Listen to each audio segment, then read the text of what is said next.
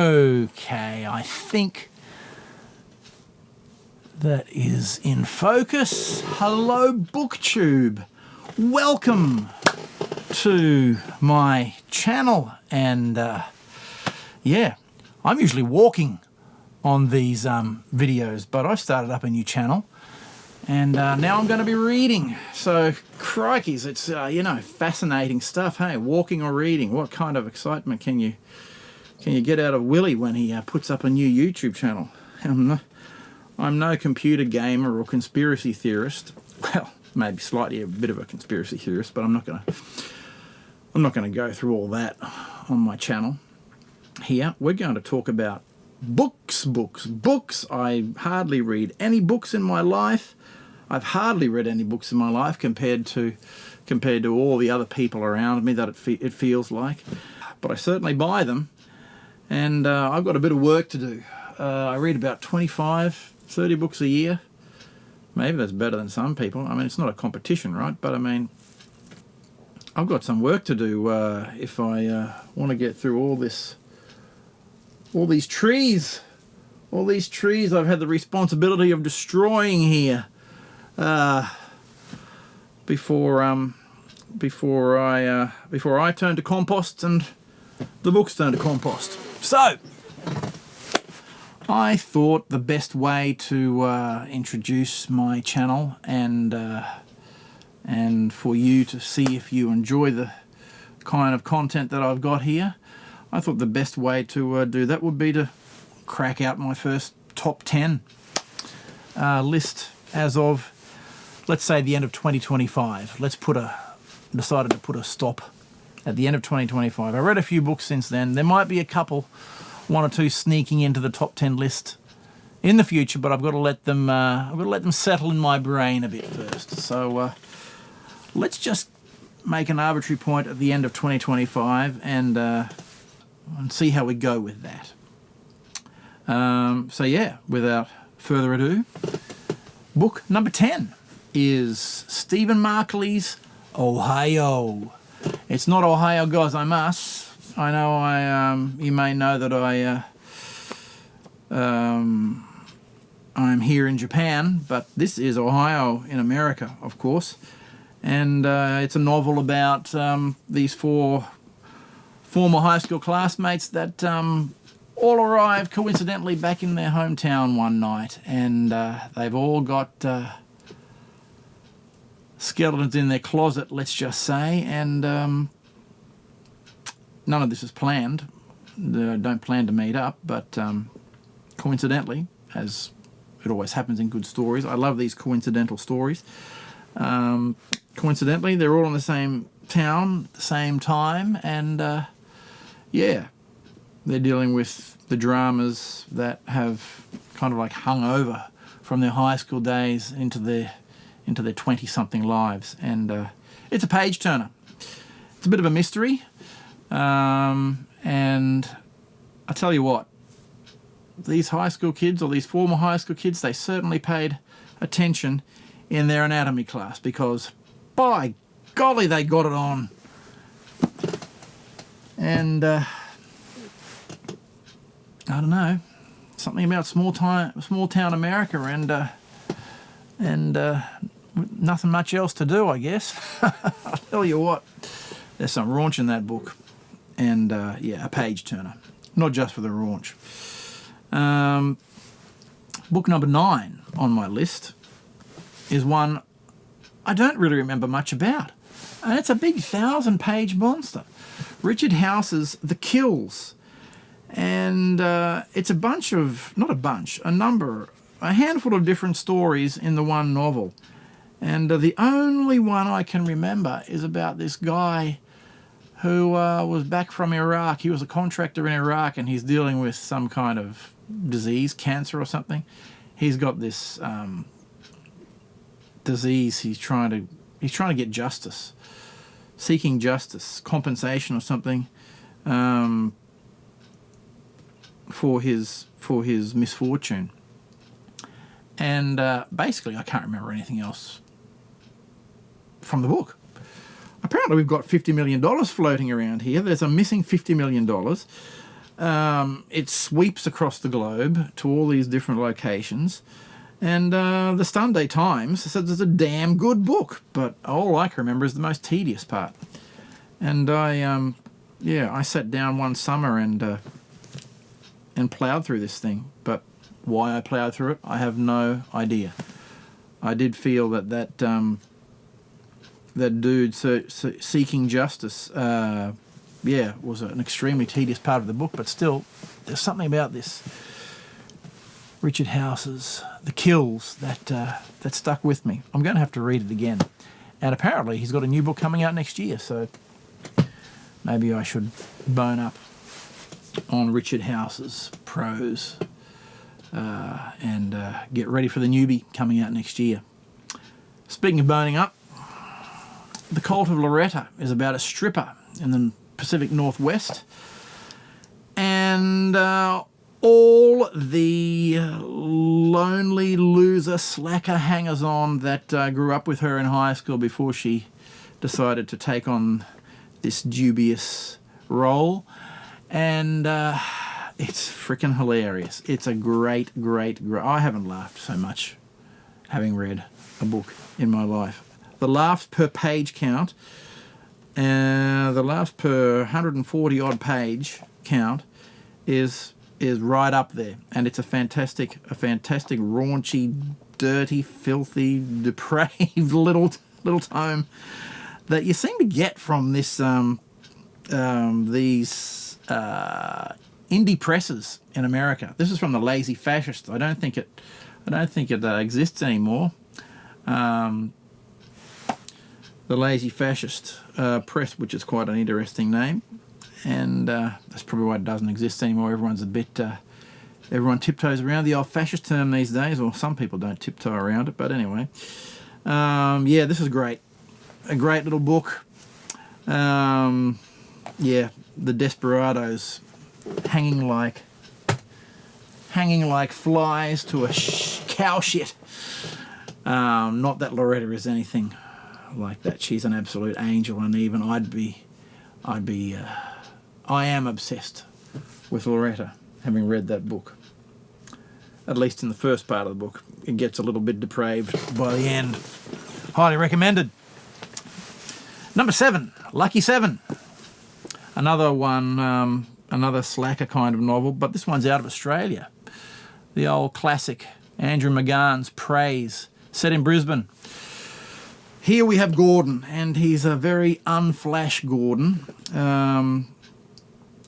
And he's quit his job, his very highfalutin bottle shop job, selling booze at a drive-through in Australia, in Brisbane City, the big country town up there they call it, or they used to call it.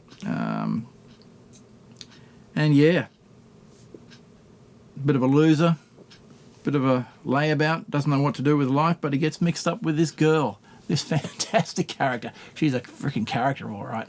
Bloody, what's her name? Cynthia. Cynthia. What can we say about this wild girl? But, Gordon, what can we say about you hooking up with young Cynthia? It's a fantastic book. It gets nowhere. The kind of book I like. The kind of book I like is one that, one of the kind of books I enjoy is just ones that don't go anywhere. They just start here. You get through 100, 200 pages, and they're still in the same place. No one's got anywhere. But we've seen a snippet of these people's lives, these characters' lives, and I really enjoy that kind of thing. I don't need a big thrilling finish I don't necessarily need a big thrilling finish to a story to enjoy it. On the other hand, book number 6, Donna Tartt's The Secret History, which I have in the old penguin version, the old orange penguin version. She tells you straight up, this book is spoiled right from the word go. Bunny is dead. This fella, this kid, this student, uni student up in the moody atmospheric upstate New York, I think it is, somewhere up there anyway. And this novel is set, and yeah, he's a bit of a bloody annoyance, this bunny character, and I can see why his mates ended up pushing him off the mountain. But how they dealt with it, how they got to that point, and how they dealt with it in the end is what the whole novel is about. And for a novel that you know the result of, it's fascinating. I really enjoyed it. I've seen videos where say there's holes in the story, a pathetic book. But I don't know. I mean, everyone can think what they want about books, but I really enjoyed it. And I was quite annoyed. I was quite perplexed about that, so I probably should go back and read it again. I haven't read it for such a long time. I read it before all the hype on the internet erupted around it, so maybe I should give it another go. I thought it was a conspiracy book. Speaking of conspiracies, I picked it up thinking it was a historical conspiracy book, and it was something completely different. But I was very surprised and very satisfied with that story. The Secret History, but on a tart. I don't know why it gets a hard time. 1, 2, 3, 4, 5. Number 5. Back to Oz. Back to Australia. Neville shoots on the beach, and a post-apocalyptic story right at the cusp of post-apocalyptica. The nuclear war has erupted in the northern hemisphere, and these holdouts down in Australia are just waiting for the inevitable creep of the what do they call that stuff that comes out of the bloody bombs? The radiation cloud. They're waiting for the radiation cloud to arrive down in Melbourne. This book is set off in the beaches south of Melbourne, and back in the 50s, written in the 50s, set in the 50s, and it just is a completely different kind of post-apocalyptic book than you imagine these days. There's no desperation, there's no craziness, there's no hordes of people moving across the land. It's just, what can you do? Sit in place and enjoy your life, and accept the fate that is slowly creeping towards you. Yeah, the main characters. There's two main characters in this book: a U.S. submarine commander and an officer in the Australian Navy. And the intriguing part, I guess, of the story is when they pick up a signal from the Northern Hemisphere and they have to go off in the submarine and investigate. But that's kind of like the hook to get you into the book, but there's a lot more going on around before and after that submarine journey, and it really hits you. It's a sad book at the end. It's the U.S. captain's. The U.S. captain is thinking about his family that's obviously lost to the war, to the fallout and the radiation up in the Northern Hemisphere, and the Aussie naval officer is dealing with the impending birth of his baby, and this baby that's not going to last long. There's no doubt. This is another one where the end, you know the cloud is coming, and there's no way out of it, and the doomsday end is coming, and there's no way out of it. So yeah, it's a touching book. It's a touching book, and just something completely different in the post-apocalyptic kind of genre that I really enjoyed. Now, as we creep towards number 1, we finally arrive at a Don DeLillo book. The only one I've ever read, so Don DeLillo might end up filling up my top 10 book list the way he's going. But I had quite the torrid relationship with this Point Omega. I think I started about half a dozen times and could never get through the first dozen pages. It is just an exercise in tedium. But bear with it. The first dozen or so pages is about 10% of the book, but the rest of the book is an intriguing meditation on life and how to go about things from the point of view of this old guy who just likes to go out into the country and into the countryside and sit in a veranda and watch the sunsets. And in amongst all that, although there's not much of it, there's only 100 odd pages, in amongst all that we get a gripping twist to spark things up a bit as well. So yeah, Don DeLillo's Point Omega. I'm looking forward to reading a bit more of Don DeLillo. I've got his Underworld up on the shelf, but that was another one of his I could never get into. So maybe I should just persevere with Don DeLillo past the first dozen pages and see what happens. But anyway, his Point Omega got on my top 10 list. I like a book that, any kind of book, as long as it really affects me in a humorous or torturous or gripping kind of way.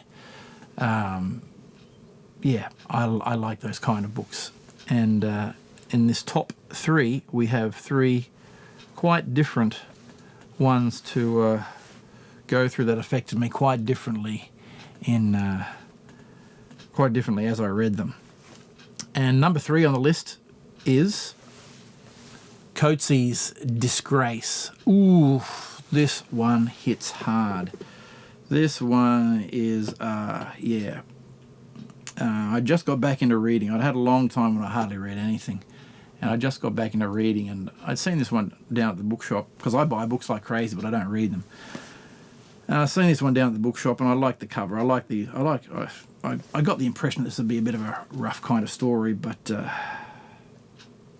roughness of a farm attack in South Africa is right up there, I'll tell you what. And Coetzee's Disgrace is brilliantly written. Simple, straightforward prose, and but simple, straightforward prose that smacks you around the ears. And the way this story goes, it's just you just get into a nice rhythm, and then shoom, it just twists by just the little, not the typical twist to trick you or anything like that. It just changes direction more than a twist. And we're off in another direction, and we're off into some kind of gripping scene or something like that. Thoroughly recommended, but it's harrowing at the same time. A more enjoyable book, I guess you could call it, is my number 2. Not quite as heavy as Coetzee's Disgrace, but still one that just makes you implores you to keep reading and reading. I think I devoured this in a couple of days. I'm a bit of a slow reader, but this one, Scott Smith's Simple Plan. I mean, good God, a simple plan. A simple plan, and then you look on the back and it's $4 million. There's $4 million that have been discovered in the backwoods, in the wintry backwoods of somewhere out in the Midwest of America again. And these 3 guys stumble over it, and they come up with a simple plan just to keep quiet about it, keep the money in the house, and don't spend it, don't go crazy, don't go out and buy that Lamborghini straight away. But yeah, simple plans. What did I say? Best laid plans and all that. You know disaster is going to happen, and it just builds and builds and builds and builds. The creeping sense of impending disaster that runs rife from page 1 through to the end of that book is just it's like you can't resist reading to see what happens next. I think Scott Smith, he's only written 2 books, and I've read both of them. And his other book was The Ruins, about these monster plants in the jungles of Central America, in these ruins of Central America. And I thought that was a bit of nonsense, but a simple plan. Fantastic. Truly recommended. This one is not to everyone's taste. My number 1 book. Yeah, it is a festering festival of raunch and violence, interspersed with moments of tenderness and beauty. The other Murakami, Ryu Murakami's Almost Transparent Blue. I love this book. Not everyone's going to love this book, but I love this book. It's a complete raunch fest. It's a complete, utter, gutter, filth kind of book. Which reminds me, speaking of filth, I've got Irvine Welsh's Filth over there, and that was quite a good book too. I read that, 25 years ago. Pushing 30 years ago. Maybe that should be on my top 10 list as well. I'll have to reread that. Irvine Welsh's Filth is... maybe that's an asterisk. I love a filthy book. Anyway, but it's not going to get past this one. This one is tight. This one is just... smacks you around the head in a different way to Coates's Disgrace. But it's a... yeah, it's a bomb blast between your ears, this Almost Transparent Blue. It won the Akutagawa Prize here in Japan back in the 70s, and very hard to get a hold of. Very hard to get a hold of. So if filth and raunch is your kind of thing, hunt this one down, because I don't think you'll be disappointed. And yeah. So, whoops. That's my top 10 as of the end of 2025. With that bonus, Irvine Welsh's Filth in there as well. So yeah, if you think this channel is something you'd like to follow along, please do follow along, and we'll go through a few more books that I've got to read in this mountain of books that have been building up around me for years. I've kind of made this channel as a kind of a motivational factor to get me through this mountain of books I've got to read when I'm not out climbing the mountains in Japan, which is on my other channel. Please check it out, Willie Walks Japan, by all means. And oh, I've written a book too. Where's that? I should show you that. By all means. Oh no, where did it go? Pause, just wait. If you got through this far and enjoying this video, please do get onto Amazon and grab a copy of my 100 mountain epic Tozan. When I went off and climbed 100 mountains in Japan, I quit my job, and yeah, when I was more the larrikin like these people in these books I read, yeah, I'm a lot more sedate now, but this is a wild ride through Japan, so by all means, go ahead and check it out, and if you like it, pick it up. Okay, that's all. Take care. We'll see you in the next one. Bye.